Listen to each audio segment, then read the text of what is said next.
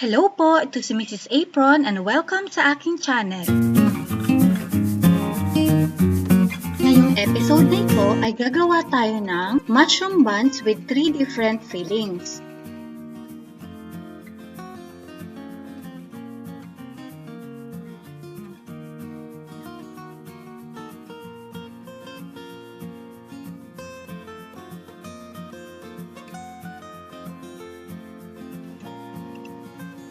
Ito po ang ingredients para sa ating dough: 10 grams of yeast, 1 teaspoon of salt, 1/2 cup of vegetable shortening, pwede rin po tayong gumamit dito ng butter, 2 1/2 cup of bread flour,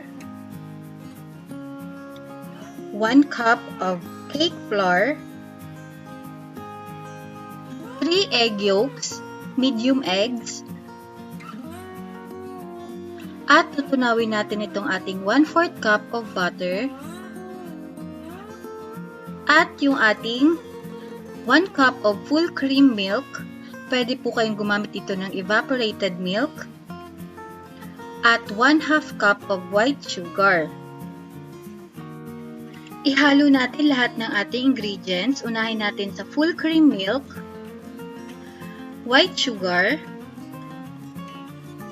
3 egg yolks, at yung ating melted butter. Vegetable shortening, pwede rin po kayong gumamit ulit ng butter, at yung salt or yung asin. Haluin lang natin ito hanggang sa mag-combine na lahat ng ingredients.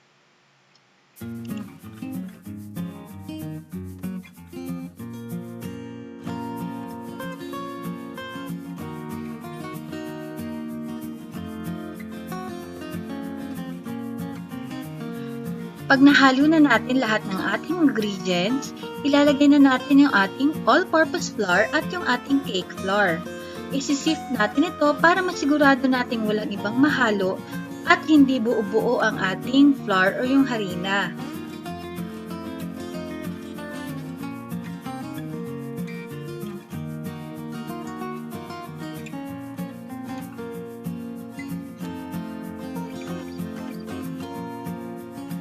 At ilalagay na rin natin ang ating active dry yeast. Siguraduhin din natin na buhay pa ang ating yeast para maganda ang pag-alsa ng ating tinapay.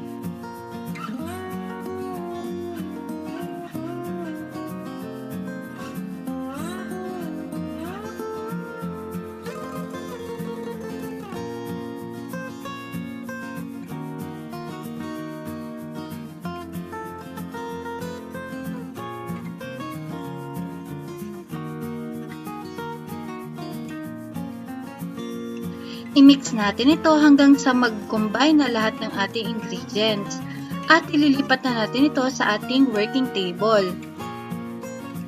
Magdadust o maglalagay lang tayo ng konting harina sa ating table para hindi dumikit yung dough. Huwag lang po natin susobrahan dahil magdadry po ang ating dough. Masahin lang natin yung ating dough ng mga 8 to 10 minutes hanggang sa hindi na po ito mapunit. Pwede rin po kayong gumamit ng stand mixer kung meron po kayo. I-check nyo lang po lagi ang ating dough. I-check natin ang ating dough at pwede na po itong i-rest.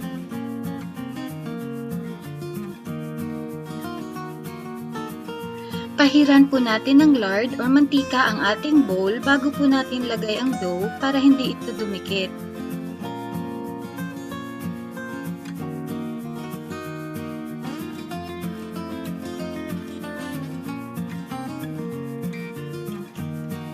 Tatakpan lang natin yung ating dough ng malinis na tela or kung meron kayong cling wrap ng 2 hours hanggang sa mag-double ang kanyang size.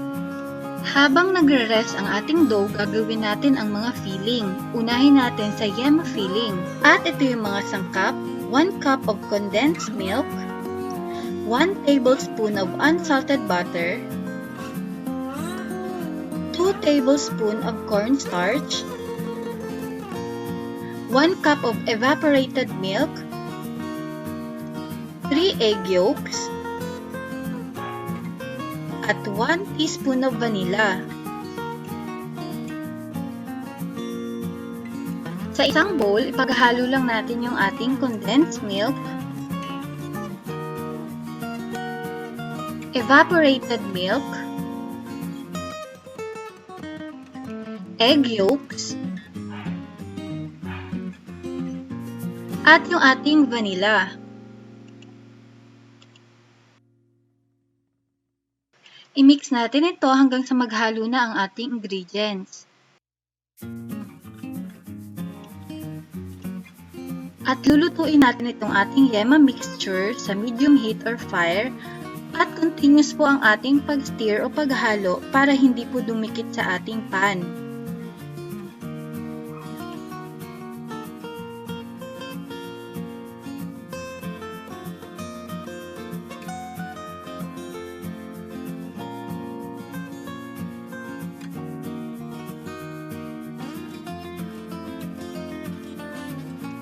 Unti-untiin na nating ilalagay ang ating cornstarch. Siguraduhin natin wala ng buo-buong cornstarch, saka natin ilalagay yung ating butter. Halu-haluin lang po natin ito hanggang sa kumapal na or mag-thicken na ang ating mixture.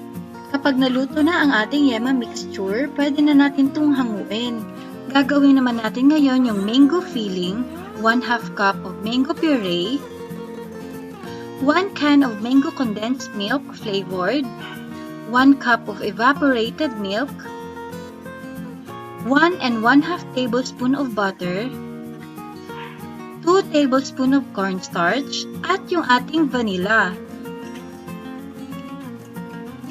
Sa medium fire or heat, ilalagay natin yung evaporated milk at yung mango puree at yung ating flavored na condensed milk.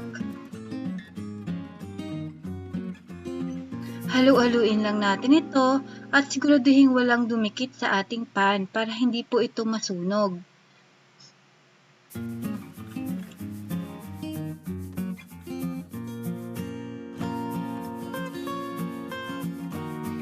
Ilalagay na natin ngayon ang ating vanilla.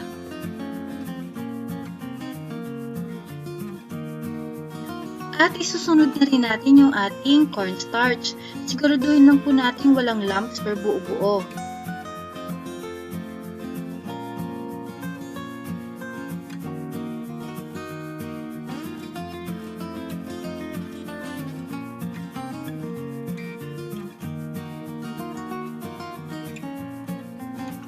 Ngayon naman ay ilalagay na natin yung ating butter. I-mix lang natin ito hanggang sa kumapal na or mag-thicken na ang ating mango filling at pwede na natin itong hanguin. Palalamigin lang muna natin ito bago natin ilagay sa ating dough. At lalagyan lang natin o papahiran lang natin ng lard yung ating small pan. Gumamit po ako dito ng 3 inches na diameter na pan para sa ating mushroom. Makalipas ang 2 oras, nag-double na ang size ng ating dough. I-press lang natin ito at pwede na natin itong i-cut at i-mold. Mag-cut lang po tayo at ating timbangin ng 85 grams per dough. Depende po sa gusto nyong laki. Pero tama lang po yung 85 grams para sa aking small pan para lumabas or mag-coating mushroom yung ating dough. At kapag na-cut na po natin, ipa-flatten lang po natin siya para malagyan natin ng filling. Gagamitin lang natin yung ating yema filling na ginawa kanina, ilalagay po natin sa gitna at saka natin isi-seal. Kapag na-seal na natin ito, ilalagay na natin siya sa ating pan. Ilalagay na rin natin yung ating mango filling na ginawa kanina.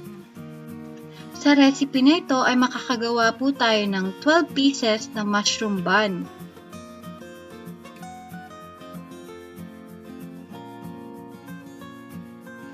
At para sa ating buko filling, nasa baba po yung ating link para sa ating buko filling recipe. Ginamit ko po ito para sa ating buko pie. At kapag nalagyan na natin ng filling lahat ng ating bun, i-rest lang natin ito for another 1 hour at magpipreheat tayo ng oven ng 320 degrees Fahrenheit or 160 degrees Celsius At ibibake natin ito ng 18 to 20 minutes hanggang sa mag-golden brown.